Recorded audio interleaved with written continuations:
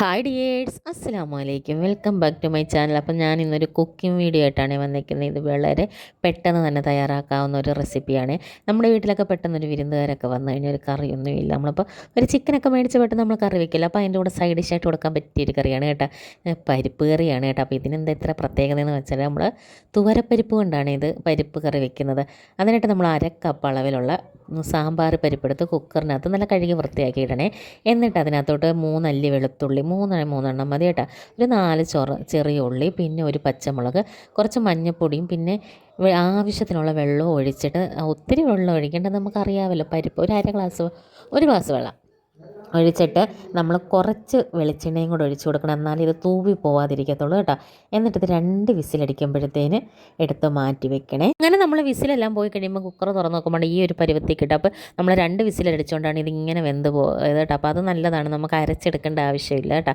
എന്നിട്ട് നമ്മൾ അരമുറി തേങ്ങയാണ് എടുത്തേക്കുന്നത്, ഒരു തേങ്ങയുടെ പകുതി, അതിൻ്റെ കൂടെ ഒരു 5-6 ചെറിയ ഉള്ളിയും, ഒരു നുള്ള് ജീരകവും കൂടെ കേട്ടോ, ഒരു 1/4 ടീസ്പൂൺ ജീരകം മതിയാകും. എന്നിട്ട് കറിവേപ്പില ഉണ്ടെങ്കിൽ അതും കൂടി ഇട്ട് നന്നായിട്ട് അരച്ചെടുക്കണം, ഫൈൻ പേസ്റ്റായിട്ട് അരച്ച് നമ്മൾക്ക് കിട്ടിയതുപോലെ എടുക്കണേ.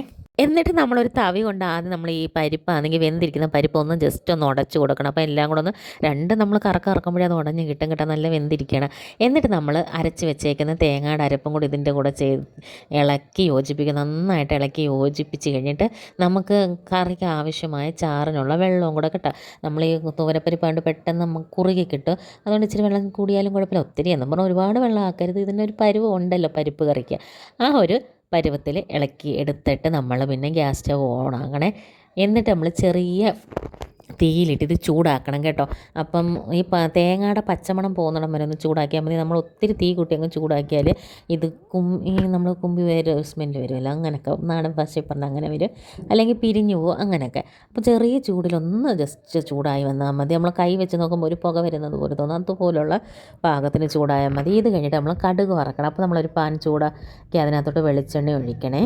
വെളിച്ചെണ്ണ ചൂടായി വരുമ്പോൾ നമ്മൾ ആ സമയം കൊണ്ട് 2 ചെറിയ ചുവന്നുള്ളി എടുത്ത് അരിഞ്ഞ് വെച്ചേക്കണേ വട്ടത്തിൽ.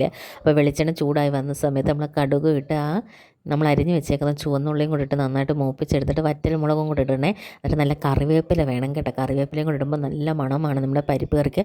പക്ഷേ എൻ്റെ കയ്യിൽ ഇവിടെ കറിവേപ്പില ഇല്ലാത്തതുകൊണ്ട് നമ്മൾ ഇട്ടില്ല കേട്ടോ. അങ്ങനെ നമ്മൾ കടുക് താളിച്ചത് ഈ പരിപ്പ് കറിയിലോട്ട് ഒഴിക്കുകയാണ്. അപ്പോൾ നമ്മൾ കുറച്ച് മുളക് പൊടിയും കൂടെ ചേർക്കുന്നുണ്ട്. അന്നേരം പിന്നെ നമ്മുടെ ഈ പരിപ്പ് കറിക്ക് ഒരു ആകർഷണീയമായൊരു കളറ് വരും കേട്ടോ, നല്ല ടേസ്റ്റാണ്. ഇതിൻ്റെ കൂടെ നമ്മുടെ ചിക്കൻ കറിയും പപ്പടവും ഇത് മാത്രം മതി നമുക്ക് ചോറുണ്ണാൻ.